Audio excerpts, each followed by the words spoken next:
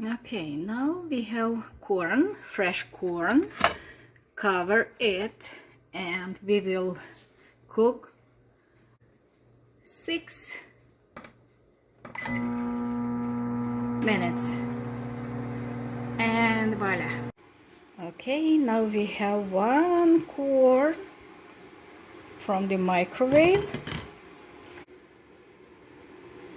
It's so hot, so I'm trying to take this.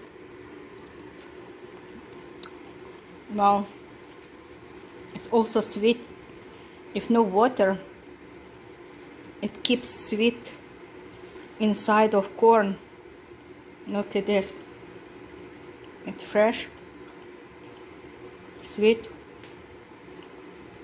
and very, very tasty. Wow, enjoy this. Also, if you cut this by the knife, look at this.